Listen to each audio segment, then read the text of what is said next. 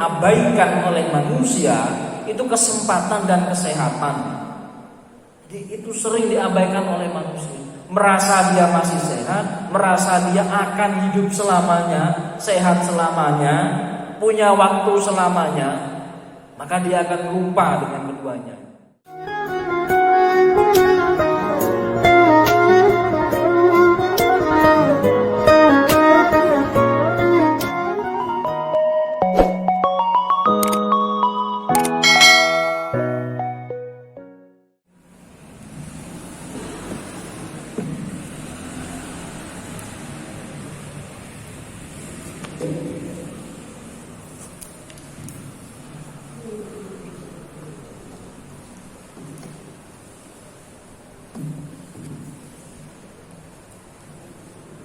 Assalamualaikum warahmatullahi wabarakatuh. Bismillah, alhamdulillah, wassalatu wassalamu ala sayyidina Muhammad ibn Abdullah wa mawala. Amma ba'da, Rabbi shrah li sadri wa yassir li amri wa hlul 'uqdatam min lisani yafqahu qawli. Bapak-bapak, ibu-ibu yang saya hormati, marilah kita membaca doa agar supaya apa yang kita laksanakan pada pagi hari ini mendapatkan keberkahan dan fadilah dari Allah Subhanahu wa taala. Al-Fatihah.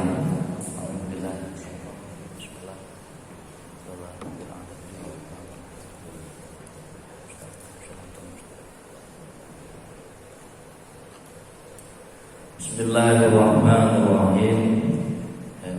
Untuk tema pada pagi hari ini adalah sebuah hadis yang populer, yang banyak sekali hadis ini sering diutarakan atau disampaikan, mungkin tidak asing lagi bahwasanya baginda Nabi Muhammad SAW dalam satu kesempatan untuk memberikan sebuah nasihat terhadap seseorang terkait dengan kesempatan dan waktu yang dimiliki oleh seseorang, atau oleh kita bersama, yang mana kesempatan dan waktu itu seringkali terbengkalai, seringkali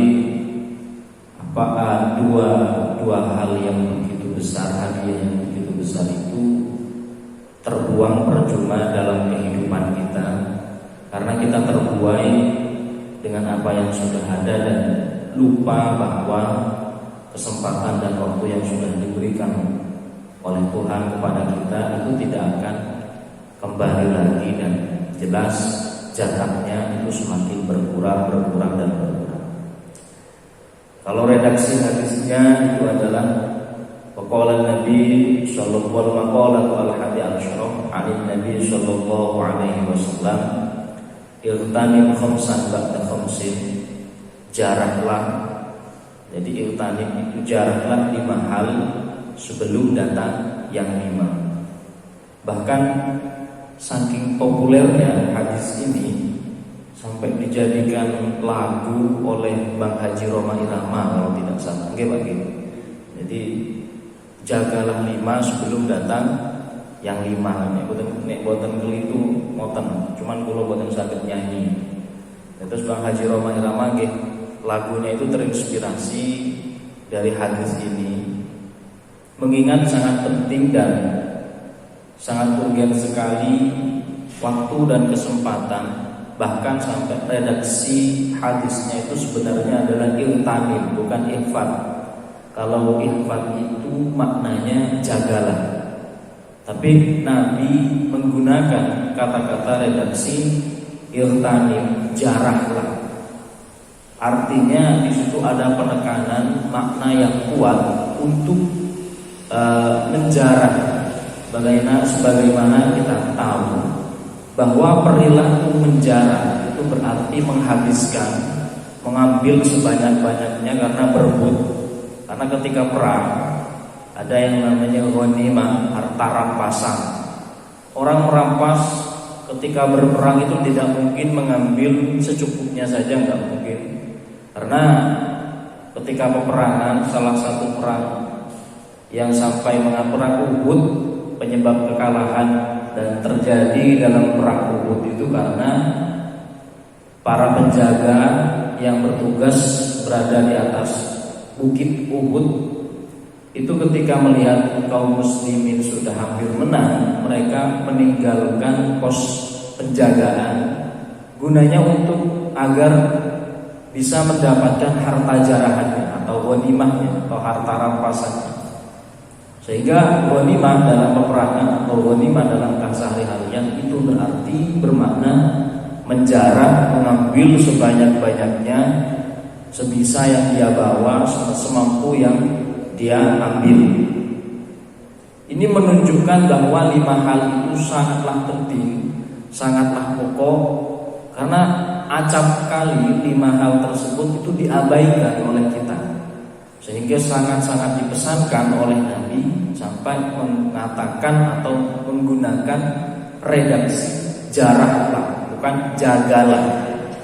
Jadi jarahlah 5 hal sebelum datang yang 5. Yang pertama, syababuka qabla haramik, masa muda sebelum masa tua. Jadi selagi kita masih diberikan kesempatan atau selagi kita masih dalam usia muda, usia yang sangat potensial sekali untuk terjerumus ke dalam hal-hal yang orientasinya atau yang sifatnya itu negatif, karena mungkin pergaulan, lingkungan dan lain sebagainya. Karena masih faktor psikologis, orang yang masih muda itu masih suka meniru.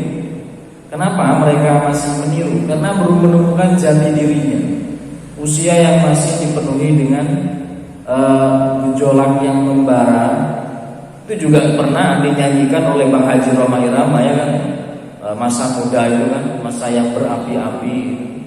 Itu mengindikasikan memang kehidupan pemuda itu luar biasa sekali. Walaupun tahu lingkungan dan zamannya itu berbeda. Misalkan kalau panjenengan tasik nem singen mungkin benten kali kulo nem-nemane kulo benten. Singen mungkin nem-nemane teng kali, teng sabe, manten-manten nggih. Gelut kali rencange, itu cilikane ngoten. Nah niki pun lari nem-nem kulo tingali pun dados influencer misalkan. Nem jenengan kan boten kertos influencer niku nopo? Dados selebgram, singen wonten-wonten selebgram. Wontene macul nggih. Singen niku wonten-wonten selebgram. Kertos nggih wonten media sosial.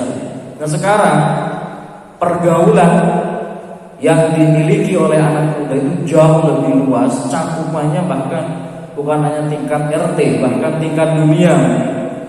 Cakupannya lebih luas. Dan hal-hal yang dia terima tentu lebih banyak. Nah, tinggal masa mudanya ambil semuanya yang positif, tinggalkan yang negatif. Bahkan di salah satu kesempatan Imam Syafi'i radhiyallahu anhu itu berkata, hayatul fata wallahi bil ilmi wat tuqa. Kehidupan seorang pemuda atau hidupnya bisa dikatakan hidup seorang pemuda itu yang pertama bil ilmi, pengetahuan. Ya makanya karena orang ketika masih muda itu haus akan pengetahuan, haus dan penuh dengan tanda tanya.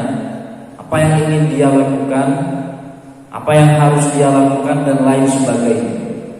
Dan masa muda itu ya kita pernah mengalami masa muda mulai dari hal-hal yang sifatnya asmara, hal-hal yang sifatnya keuangan.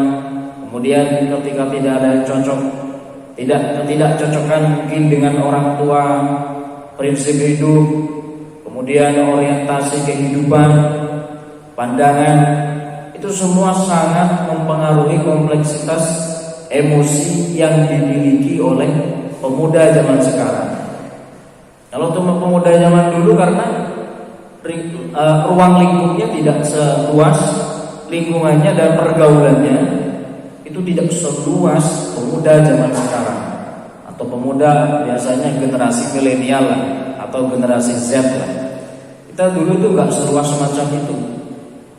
Apalagi zaman sekarang mereka sudah dibekali dengan berbagai macam kemajuan teknologi dan informasi, di mana pengetahuan tersebut bisa diambil bukan hanya melalui bangku pendidikan, tapi juga berdasarkan pengalaman.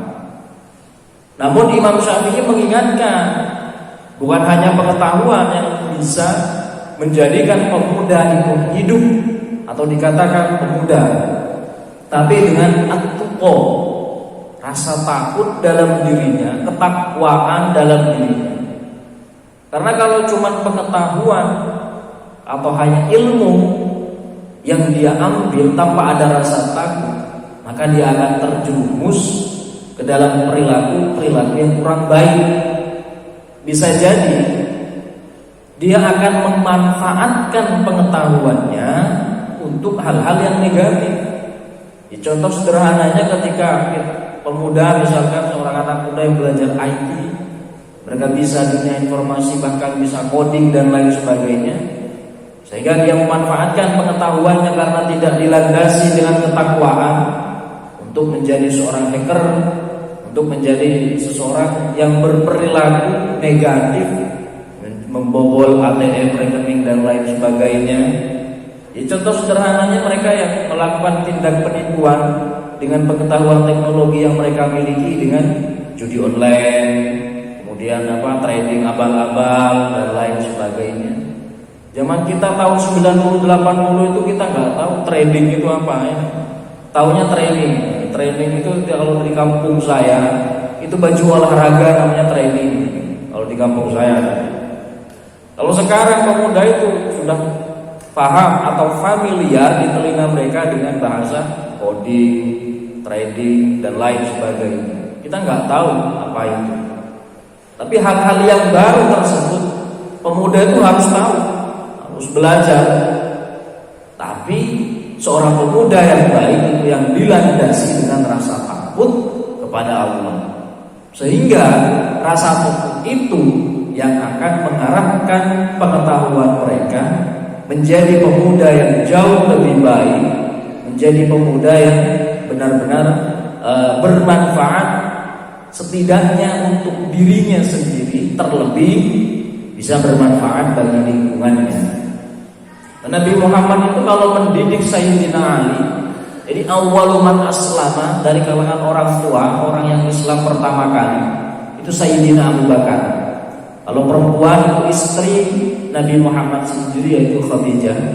Nah, orang yang pertama kali beriman kepada Nabi Muhammad dari kalangan anak kecil hingga remaja itu adalah Sayyidina Ali karramallahu wajhahu. Sayyidina Ali itu pemuda yang luar biasa itu. Bahkan panjenengan yang mungkin mempelajari pencak silat ya, kanuragan, itu tawasulnya biasanya atau sanad keilmu kanuraganya itu kepada Sayyidina Ali. Tapi Sayyidina Ali tidak dikenal oleh kalangan kita sebagai orang yang ahli dalam kanuragan, tapi ahli dalam ketakwaan.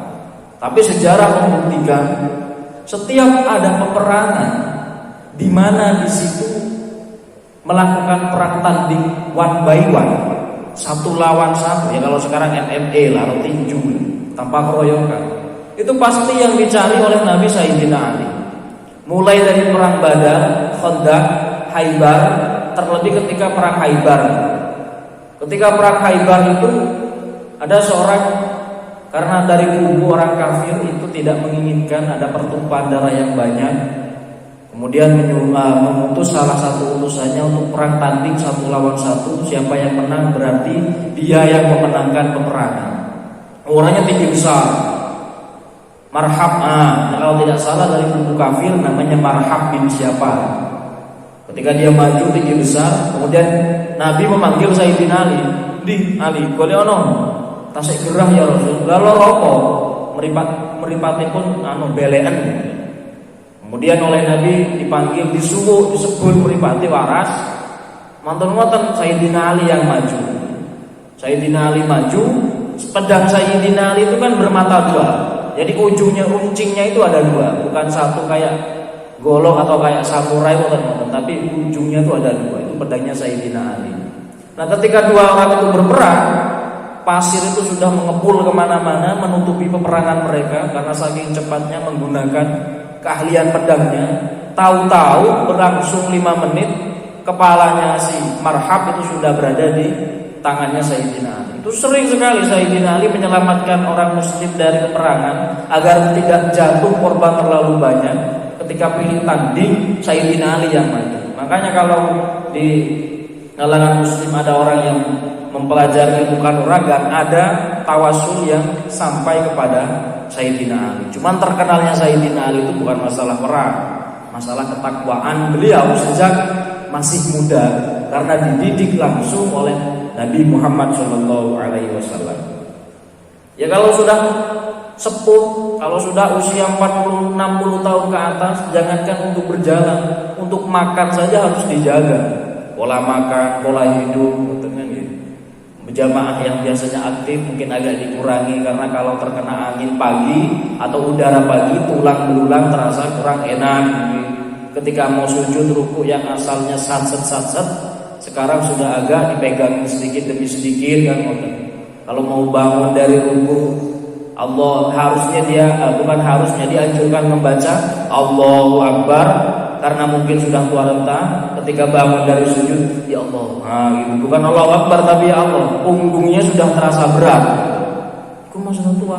Makanya sekarang yang masih muda, di bawah 40 tahun lah, di bawah 40 tahun, mari kita gunakan masa muda tersebut dengan hal-hal yang positif, hal-hal yang baik, yang tidak dikuasai oleh orang tua kita, tidak dipelajari oleh orang tua kita.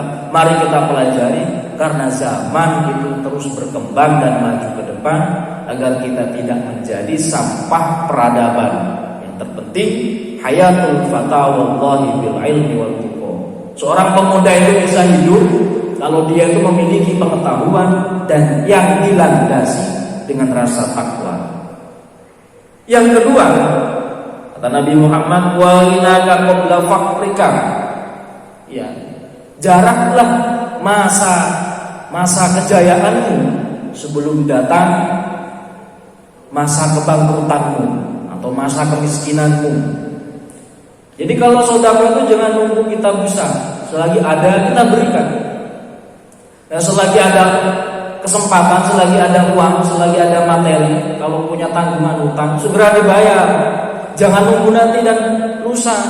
Itu sudah tidak ada lagi nanti lusa. Karena biasanya orang yang menunda-nunda, apalagi untuk masalah utang piutang, walaupun dia mampu tapi ditunda, itu dolim itu, termasuk orang yang dolim. Ya, makanya wawina qabla faqrika, pergunakan masa kejayaan yang diberikan oleh Allah, maksudnya kejayaan dalam hal materi, sebelum Allah Ta'ala ambil semuanya. Ya karena kehidupan itu bak rodanya Dilman itu berputar gitu. Kadang di atas, kadang di bawah, kadang sukses, kadang kita mungkin merugi. Nah, mumpung masih sukses, mumpung masih memiliki saldo rekening ATM yang banyak, mumpung masih memiliki investasi yang banyak, pergunakan untuk investasi, pergunakan untuk menabung, pergunakan untuk hari tua. Karena kita tidak tahu apa yang kelak akan menimpa kita. Jadi sebenarnya konsep investasi, konsep menabung itu senada dengan anjuran Nabi. Malah ghina qabla faqrika, pergunakan harta benda kita yang masih ada sebelum kita jatuh dalam kemiskinan. Bahkan Nabi itu tidak suka keluarga yang meninggalkan keluarga yang salah seorang anggota keluarga, katakan orang tua, ketika dia meninggal, dia tidak meninggalkan warisan sepeser pun, malah meninggalkan hutang.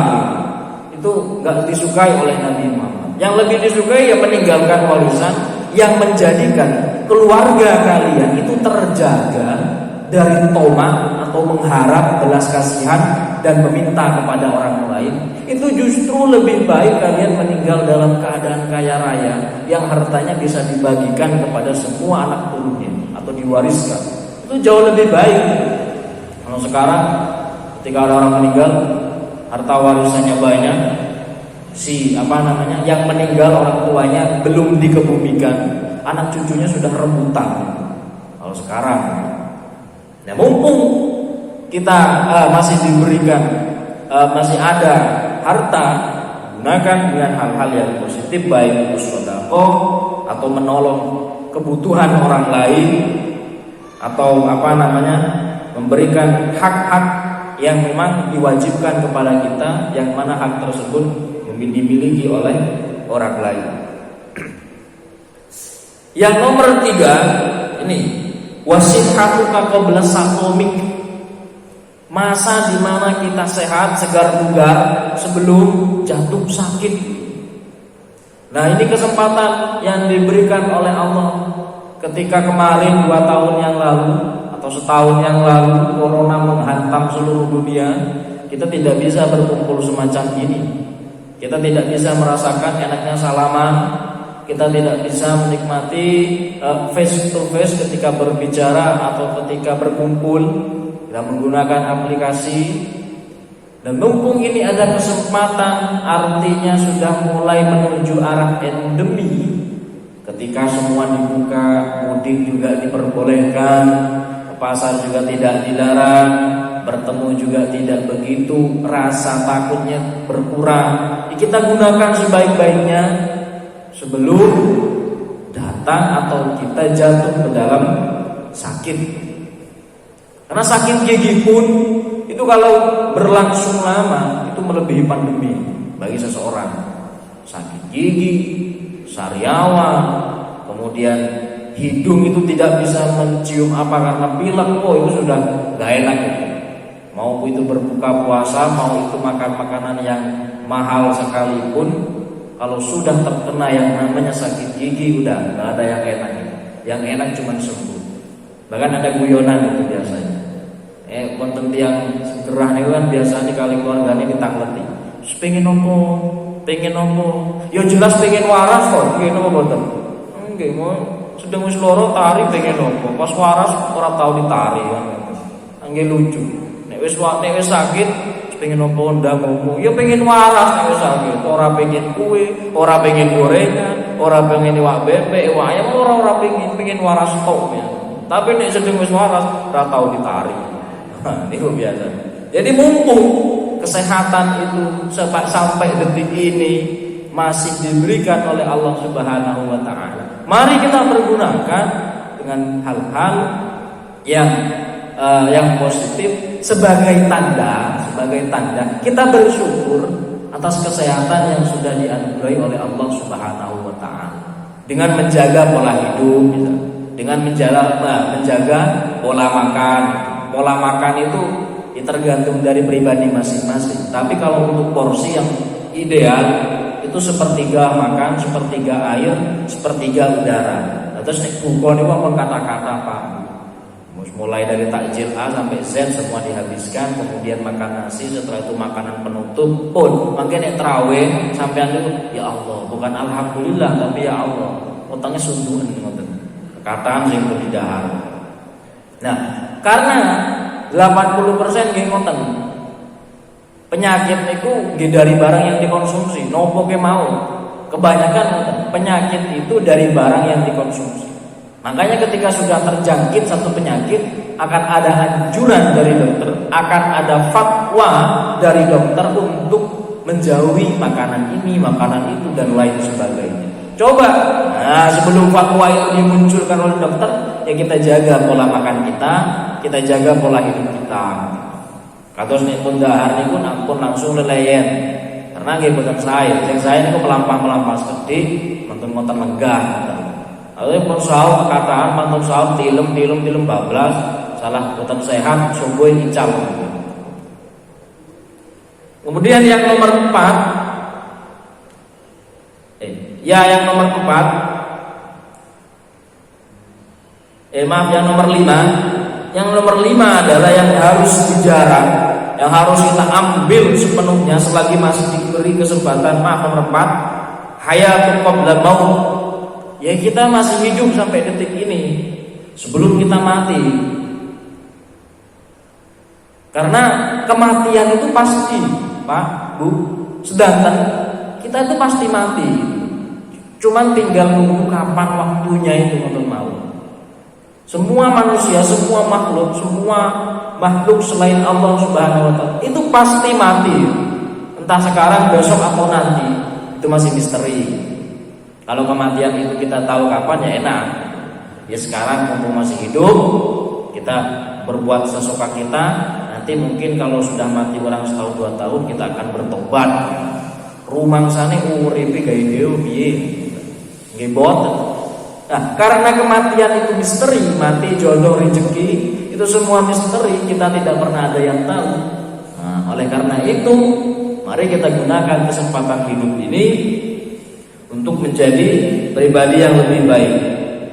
Karena kematian itu mati, hidup itu cobaan. Seperti dalam firman Allah, "Alladzi khalaqal mauta wal hayata liyabluwakum ayyukum ahsanu amala." Allah Ta'ala menciptakan siklus kehidupan dan kematian. Tujuannya itu untuk menguji pribadi kita. Liyabluwakum ayyukum, mana di antara kita ahsanu amala, pribadi yang lebih baik itu mana? Itu bisa terlihat dari kehidupan dan kematiannya.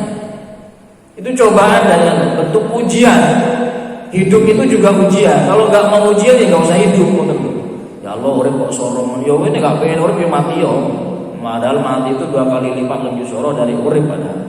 Nek urip saya iso sambat nang wong liya. Tasik sugeng kita tasik saged sambat datang tiang lintu.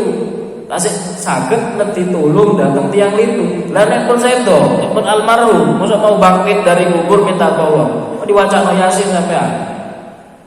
Jadi mumpung ada kesempatan al-hayat, masih hidup, masih sehat, mari kita gunakan kehidupan ini menjadi sesuatu yang lebih berarti. Setidaknya ketika kita meninggal, orang akan membicarakan kebaikan kita. Oh nek wong kaya anjen apik anjene wis sore.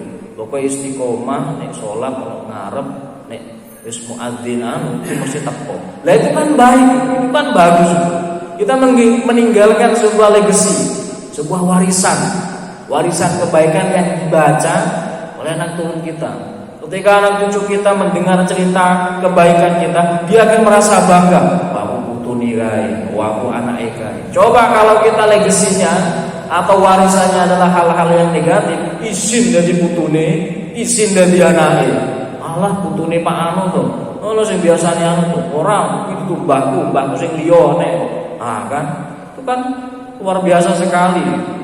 Kalau sampai anak turun kita merasa bangga memiliki pribadi seperti kita, oh kita sudah meninggalkan sebuah legacy, sebuah warisan, sebuah peninggalan yang luar biasa. Walaupun itu bukan berbentuk materi. Nah, nulene mbahku nek wis krungu adzan subuh, gegah langsung masjid itu. Biasa diceritakan macam itu. Yang terakhir, yang nomor 5 yang sering diabaikan oleh manusia, wa faragika qabla syughlika. Nek sik sempet ojo ditunda. Nah, ngoten. Nek tasik saged ampun ngantos ngangke-mangke. Artinya waktu yang masih kosong, waktu yang masih diberi kesempatan, jangan menunda ketika sudah sempit.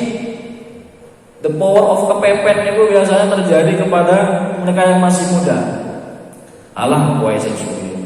Alah ngerjakne iki kowe nek wis. Alah kowe lho nek arep budal nang sekolah tak kerjakne PR misalkan. Alah kowe lah nek masak nek wis awan malah bangkok ilang, wis gak sido masak dan lain sebagainya. Alah tak sapu kowe lah nek arep riyo. Arep riyo dilalah loro ora sido disapu omahe. Alah sembayang kowe lah nek wis nek komat. Entene komat kepuron bablas ilang salate. Itu kebiasaan kita, sadar atau tidak itu menjadi kebiasaan. Penunda semacam itu merugikan diri kita dan menghabiskan waktu. Karena merasa waktunya panjang, padahal itu waktu berjalan ke depan, kesempatan itu berjalan ke depan, bukan berjalan mundur. Dan sekarang ini itu tidak akan sama dengan besok. Mungkin jenengan saat ini kita sehat, saged mirengaken, saged itikaf, saged ngerasaken pengaosan. Besok atau nanti lah, itu nggak ada yang tahu. Ada pengumuman innalillahi wa inna ilaihi raji'un. Walah jadwal kita nomor pengajian kan yo enak anu. Ternyata ketika besoknya dapat kabar bahwasanya dia masuk rumah sakit karena penyakitnya kambuh misalnya. Jadi jangan ditunda. Dan biasanya menunda itu nggak terjadi. Allah sedekah hamko wae lho nek wis sugih kene ora duwe pupur pe sedekah apa sing diweni. Oleh wis duwe akeh tak sedekah. Itu biasanya enggak akan pernah sedekah itu kalau gitu. Sama kayak orang bilang, "Kulo tak sauri utang-utang semono ae lho ditagih." Alah kalau disauri mesti angel ya. Ilangan mesti wonge ngoten iki. Gampang ilangan tiyang ngoten biasanya. Jadi kata Nabi, nikmatani kasil minan nas maghyun annahuma as-sihhatu wal farah.